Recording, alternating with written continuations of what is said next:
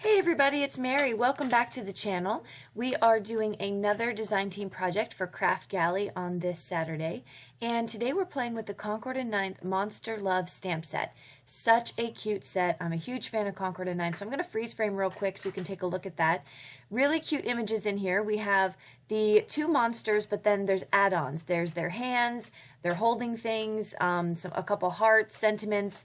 We have big hugs, love you, we're the cutest, hello there friend, hope your day is real nice, you make me better, you give me all the warm and fuzzies, and then miss you so. So really cute, oh you're the cutest also. So really cute stamp set here. We're going to be doing some alcohol coloring, so I'm stamping it out in Lawn Fawn Jet Black ink and using my Mini Misty here so I can get really good coverage. And I'm going to start putting these stamps together. One of the greatest things about this set is that you don't have to mask, because the way that the stamps are set up, you can just place the next bit right over it without having to mask anything, which I think is brilliant. And Concord and Ninth is really one of the innovator companies, in my opinion. They're always coming out with really cool new stuff, so I appreciate that. This is really cool. Again, saves you time when you're in the craft room.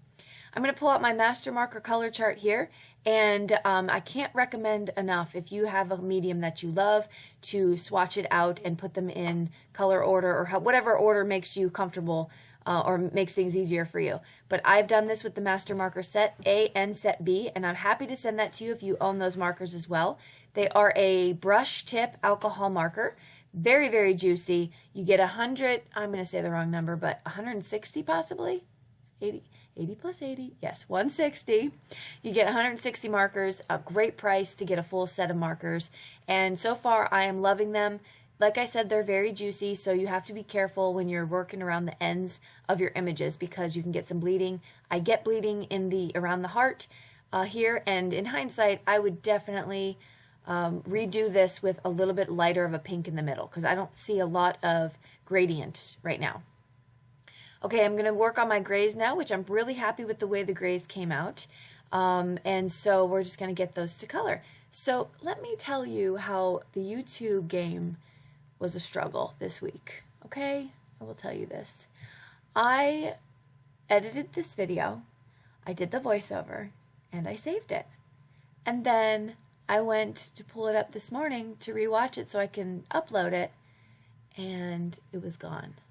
And it wasn't just, you know, distorted or screwed up, or no, it was disappeared, gone into cyber world. I have no idea. I looked everywhere, virtually, on my computer, everything. It's just gone. And so I had to channel my inner patience this morning when that happened. And I said, you know what? Everything happens for a reason. Maybe that voiceover was no good. I don't know. I'm trying. But so anyway, I'm redoing it now, and yes, and my happy-go-lucky demeanor is back. Okay, so I've colored him up, and I've also fussy cut him, which was no small feat, let me tell you, because he has a lot of ridges around that body. But I did it, and I also used a white gel pen for his teeth. We need to show that he's going to the dentist and brushing 2-3 times a day. His teeth are nice and bright. I've pulled out this Neat Tangled stencil set here with the layering hearts. We used this at the last Neat Tangled event that I went to out in Delaware, and I thought it was a ton of fun. So this was our little giveaway when for going to the event. And so this is just a great set because you can get that really fun layered look with no effort whatsoever. I left the coloring in real time because I really wanted to show how effortless it is to color with these makeup brushes. It is just that. It's very simple. You could control how much ink you want on it. I'm starting off on the right hand side because I want an ombre look to move to the left, and so I just keep it moving right across the panel. And then I'm going to take the other one and do the same. Now with this, I'm going to try this again with Distress inks, because I wanted the two colors when they touched to blend into a different color. But oxides are really opaque, and so it more covered it than did blend with it. So or maybe if I used two colors that blended really nicely, that might have worked a little bit better, like a red and a yellow. That may have given me that orange blend. But for this look, it really just kind of came out kind of covered. Not what I was going for. However, I really do like the two colors together. Okay, so here we're going to see what the final look is, and I'm really happy with it. I think that's a fun little background there. Okay, once that's done, I am going to move to the next step, and we are going to clean the brushes. This is how I clean my brushes. I get asked about it, so I just use a microfiber cloth. You can use a baby wipe, you can use paper. I find that the paper doesn't clean them as well, and so I like to use a microfiber cloth. It's kind of toothy of a cloth, and so it gets into the bristles and it does a great job. So that's how I do it, and you can do this in between colors and use one brush for all your colors. So if you see a brush like this on a steal of a deal, grab it up and give it a try, because you only need one technically. Now I'm cutting this down with Hero Art's rectangle rounded corner dies, and I really didn't need to because I didn't realize this was going to be a shaker card until after I did this. But I ran that through my Gemini Junior die cutting machine, and I got the nice rounded corners. The reason I didn't need to is because I'm going to put a panel over it. So I guess, well, that's not true. I'm going to put a rounded panel over it, so I suppose I did need to do that. So disregard what I said. Don't listen to me. All right, so here's the backing to the stencils. Now, if Danielle is watching from Neat Tangled, Danielle, look away. Look away, because I'm going to cut up this piece of paper. I don't store my stencils in their original packaging. I store it in a binder and with a white backing. And so I didn't want to waste this beautiful aqua color, right?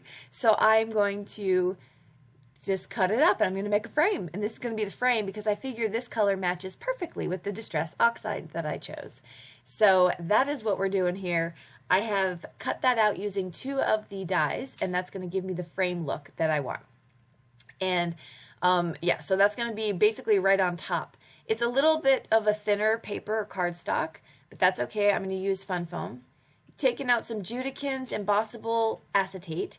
I'm not going to emboss on it, but that doesn't matter. You can still use it. And I'm going to use some of this score tape to hold my acetate down. You can use a variety of adhesives. Tape Runner works really well. I'm hesitant to use liquid glue because that can get goopy and get onto your acetate. But this is a really good option, or Tape Runner.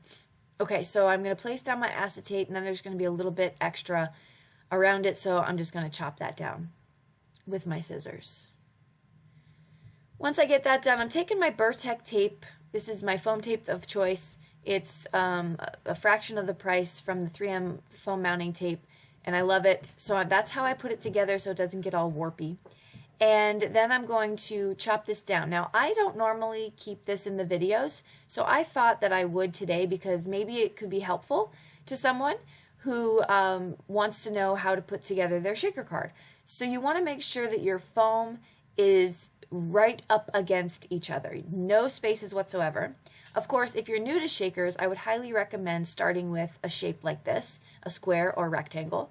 Makes it very simple because you're just straight pieces of foam tape. And that's probably the easiest way to start out, in my opinion. But as you can see, I am placing those down right next to each other. Also, if you hear any little noises in the background, AJ is here playing with his Legos while I do my voiceover. Do you want to say hi? Hi. Hi, he says hi. I have new Legos. He has new Legos, everyone, just in case you were wondering. Here I have my EK Success tool, powder tool, and I'm going to put that around the sides to prevent these shaker bits from sticking to it. At least that's my theory.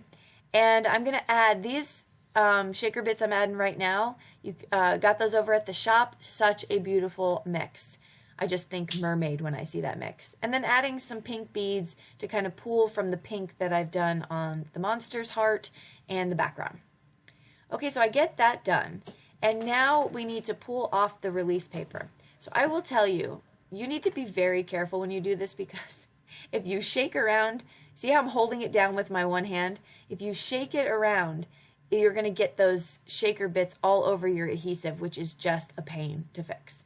So I'm going to lay down the background right on the back there. Very simple to do. My head was in the way. Sorry, I had to cut that piece out. But I got that all on the back, and that's it. We have our shaker done. So we're going to put that aside and get our card base complete. I have Neenah 110 pound solar white. Any heavy duty cardstock or sturdy cardstock will do, especially when you're talking about bases, because that's really the best quality for the base, is just that it's sturdy. We Are Memory Keepers corner rounder punch to make this all work together in sequence, and then some art glitter glue to put down my panel as well as my monster. And that card is going to be complete. That's it. So I'm going to show you here how those shaker bits move around.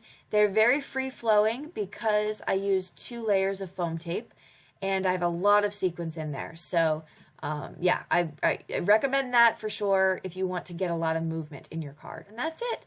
Thanks so much for stopping by and for hanging out with us. I'll list below what we used. Don't forget to head over to the shop and check out what's in store. Also to hit subscribe so you don't miss our Saturday videos. We're here every single Saturday morning bringing you some tutorials and some tips and tricks. Until next time, we hope you all have a wonderful week. Bye-bye.